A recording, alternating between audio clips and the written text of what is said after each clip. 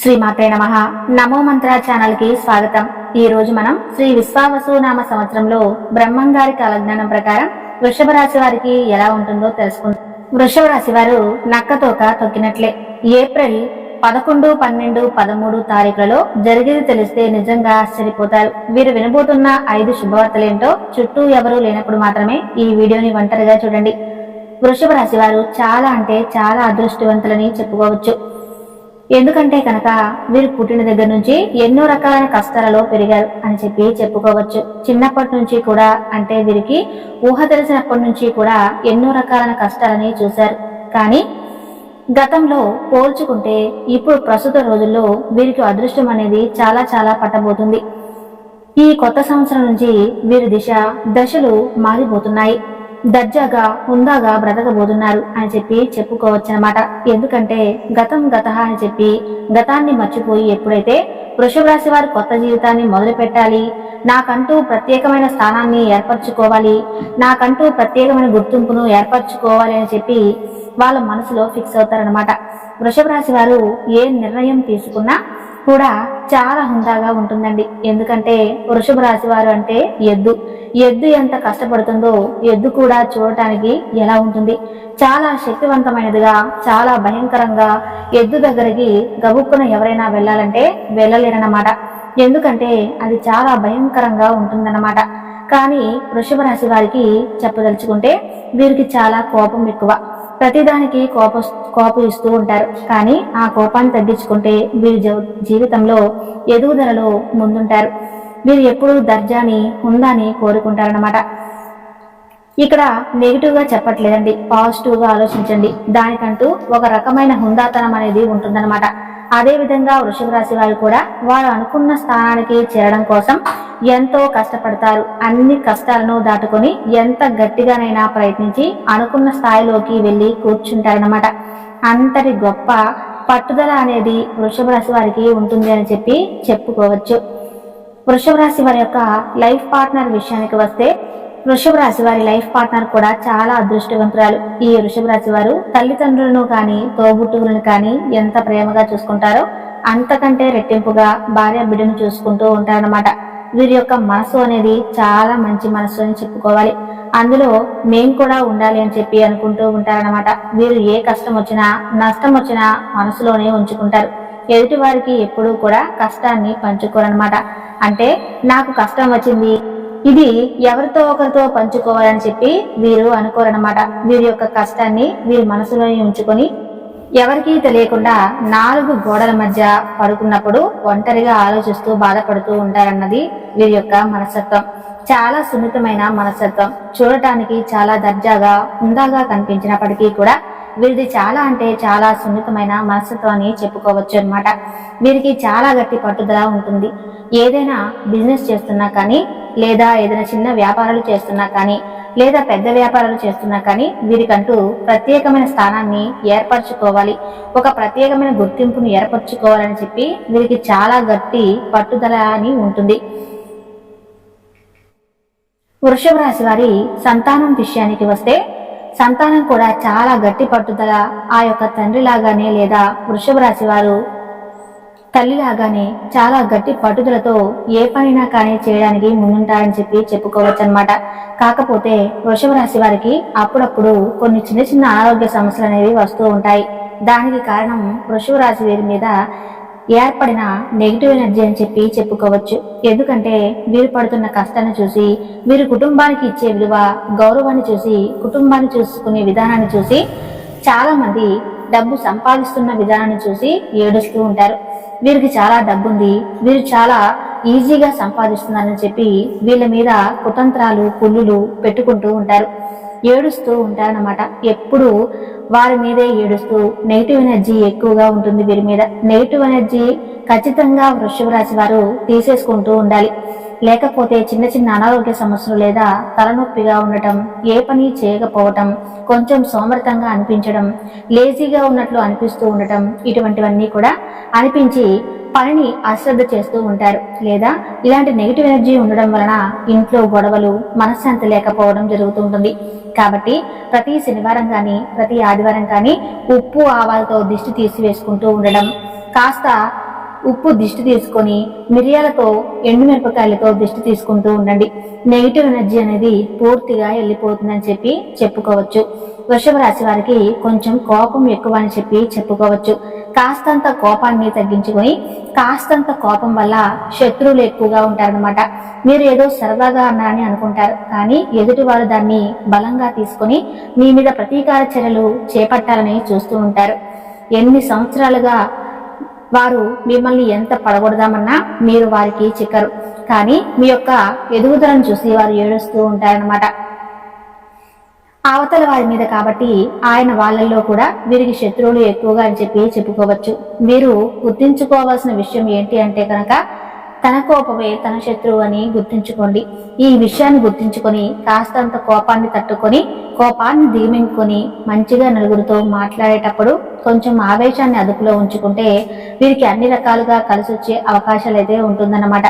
ఇక వృషభ రాశి వారికి శత్రువులు ఎక్కువ కాబట్టి శత్రువులు మిత్రువులు ఈ రోజుల్లో కనిపెట్టడం చాలా కష్టం.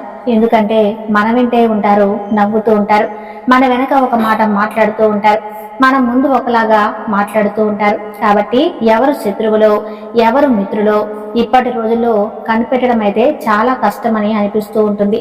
కాబట్టి వృషభ రాశి వారు ఎవరితో కూడా మీ యొక్క రహస్యాలను షేర్ చేసుకోకండి. మీ బిజినెస్ పెట్టుబడులను, మీరు సంపాదించే ఆస్తికి సంబంధించిన విషయాలను ఎవరితోనూ చెప్పకండి. ఎదుటివారి చెప్పడం వలన మీరు ఎదుగుదలలో ఉన్నారని వారు మనసులో అనుకుని మీ మీద కుట్రలు చేస్తారు.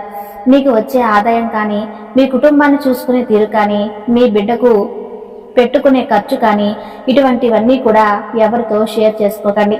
మీకంటూ కొంచెం పర్సనల్గా ఉంచుకుంటే, అది ఎదుటి వారికి చెప్పకుండా ఉంటే మీ యొక్క బలం ఏంటో, మీ యొక్క బలహీనత ఏంటో ఎదుటివారు తెలుసుకోకుండా ఉంటారు. దానివల్ల మీరు కొంచెం సేఫ్ అవుతారనమాట. కాబట్టి ఈ యొక్క విషయాన్ని గుర్తుంచుకోండి.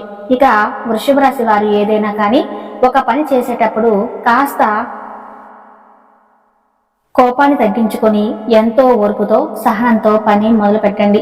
మీ ఇష్టదైవాన్ని ఎప్పుడూ మర్చిపోకండి. విష్ణుమూర్తిని ఎప్పుడూ ఆరాధిస్తూ ఉండండి.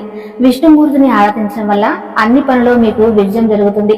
అలానే గోమాతను సేవించండి. గోమాతకు ఇష్టమైన ఆహారాన్ని, పదార్థాన్ని చక్కగా ఆ గోమాతకు పెట్టండి. అలా పెట్టడం వలన మీకు ఉన్న చికాకులు, గొడవలు, ఇబ్బందులు, ఆర్థిక పరమైన ఇబ్బందులు ఏమైనా ఉన్నా కూడా అవన్నీ పోతాయి. శనివారం పూట వెంకటేశ్వర స్వామి గుడికి వెళ్లి తులసీమాలను సమర్పించి రావి చెట్టు కింద నేతి దీపాన్ని వెలిగిస్తూ ఉండడం వల్ల మీకు ఎన్నో ఆర్థిక అభివృద్ధి చెందడానికి మీకు దారి అయితే ఏర్పడుతుంది. అలానే ఈ వృషభ రాశి వారికి 11, 12, 13 తారీఖులలో వీరికి అద్భుతాలు జరగబోతున్నాయి. మీ యొక్క ఆర్థిక లావాదేవీలు ఏవైతే ఉన్నాయో అవన్నీ చిక్కులు లేకుండా సాఫీగా జరుగుతాయి.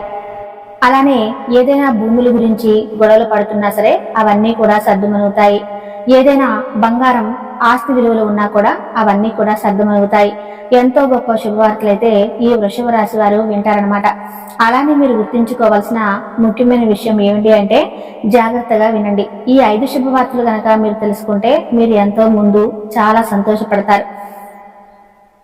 ఎందుకంటే మీ యొక్క బలం కానీ, మీ యొక్క బలహీనతలు కానీ ఎదుటి వారితో చెప్పుకోకండి. మీరు ఏంటంటే కల్లా కపటం లేని మంచి మనసున్నవారు. మీరు ఏదైనా కానీ నలుగురితో పని చేసుకుంటూ ఉంటారు, కానీ వారు ఏంటంటే మీ మీద పడి ఏడుస్తూ ఉంటారు. జరగాలి అన్న పని మీకు జరగకుండా చేద్దామని చూస్తూ ఉంటారు.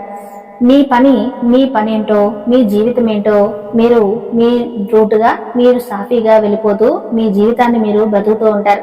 కాబట్టి ఎవరు లేనప్పుడు మాత్రమే ఒంటరిగా చూడండి. మీ తోటి మీకే మాట అయితే చెప్పడం జరుగుతుంది.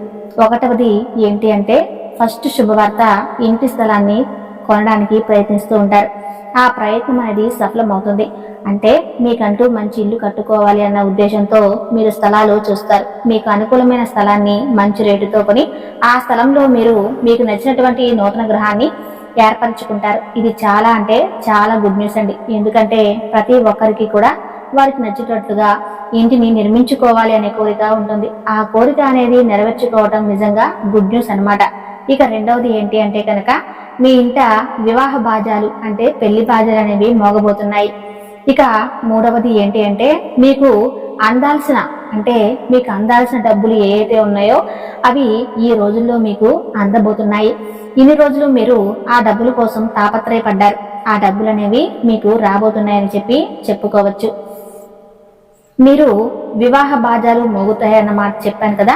మూడవ శుభవార్త ఏంటి అంటే గనక చిన్న చిన్న అనారోగ్య సమస్యలన్నీ కూడా పూర్తిగా తొలగిపోయి ఆరోగ్యమే మహాభాగ్యం అని చెప్పి అనుకుంటూ ఉంటాం కదండి.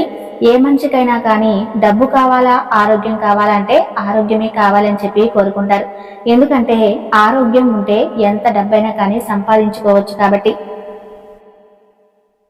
ఇక నాలుగవ శుభవార్త, నిరుద్యోగులు ఉన్నారో నిరుద్యోగులకు ఉద్యోగ అవకాశం ప్రయత్నించినట్లయితే వారికి ఉద్యోగం వచ్చే అవకాశాలు 100కు 100% ఉన్నాయి. ఇక అంతేకాకుండా ఎవరైతే ఉద్యోగం చేస్తూ ఉన్నారో వారికి ప్రమోషన్స్ రావటం, జీతం పెరగడం ఇటువంటివన్నీ కూడా జరుగుతాయన్నమాట. కాబట్టి ఖచ్చితంగా దానికి తగ్గ ప్రయత్నాలు చిన్న చిన్నవి ఉంటాయి కదా, అవి చేసుకోండి. ఇది కూడా నిజంగా మీకు గుడ్ న్యూస్ అనమాట. ఇక ఐదవది ఏంటి అంటే కనుక వృషభ రాశి వారు పిల్లల చదువుకు సంబంధించి ఒక గుడ్ న్యూస్ వినబోతున్నారు. అంటే ఇప్పుడు జరుగుతున్న కాంపిటేటివ్ ఎగ్జామ్స్ లో మీ యొక్క పిల్లలు పబ్లిక్ బోర్డ్ ఎగ్జామ్స్ జరుగుతున్నాయి కదా, వాటిలో మీ పిల్లలకి మంచి మార్కులు వచ్చి ఉత్తీర్ణులతో పాస్ అయ్యేవారు కూడా ఉన్నారు. అలానే ఎవరైతే దేశాలకు పెట్టుకున్నారో పాస్పోర్టు, వాళ్ళకు కూడా పాస్పోర్ట్ వచ్చి దేశాలకు వెళ్ళి ఉద్యోగరీత్యా ఎంతో అభివృద్ధిని సాధిస్తారు. ముఖ్యంగా ఏప్రిల్ మే నెలల్లో అయితే ఈ విషయాలు మీకు జరుగుతాయి. ఇది కూడా ఒక గుడ్ న్యూస్ అని చెప్పుకోవచ్చు అనమాట. మీరు వినాల్సిన 5 శుభవార్తలు అయితే విన్నారు కదండి. ఈ నెల 11, 12, 13 ఈ 3 రోజుల్లో వృషభ రాశి వారికి ముందుగా వృత్తి, ఉద్యోగ, వ్యాపార రంగాల్లో చూసుకుంటే ఆర్థికంగా లాభాలు కలిసి వచ్చే అవకాశం అయితే ఈ 3 రోజుల్లో కూడా చాలా గట్టిగా ఉందండి. ఇక ఒక వృత్తి, వ్యాపార, ఉద్యోగాలకు సంబంధించి ఊరు ప్రయాణాలు అయితే ఈ 3 రోజుల్లో కూడా ఒక రోజైతే ఖచ్చితంగా తగులుతాయి, ప్రయాణం చేస్తారు. ఇక కుటుంబ పరంగా చూసుకుంటే భార్య భర్తల మధ్య మంచి అనుకూలత ఉంటుంది. కుటుంబ పరంగా చాలా బాగుంటుంది. ఇక సంతాన పరంగా కూడా బాగుంటుంది అన్నమాట.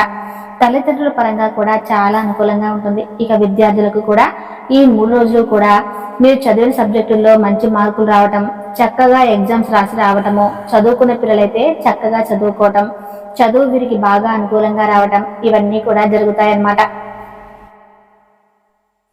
విద్యార్థులు కూడా ఈ 3 రోజులు ఎటువంటి ప్రాబ్లమ్స్ అయితే లేవని చెప్పుకోవచ్చు. ఇక సినీ రంగ పరిశ్రమలు, రియల్ ఎస్టేట్ వారికి కూడా ఈ 3 రోజులు చాలా అద్భుతంగా ఉంది అని చెప్పుకోవచ్చు.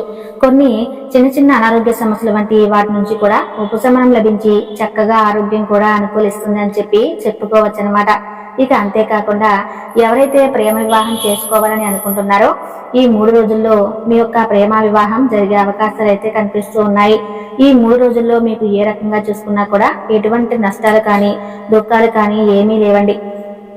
చక్కగా సవ్యంగా సక్రమంగా ఈ 3 రోజులు గడిచిపోతాయి. విన్నారు కదా ఈ వృషభ రాశి వారి యొక్క జీవితంలో జరిగే అనుకూలమైన మార్పులు.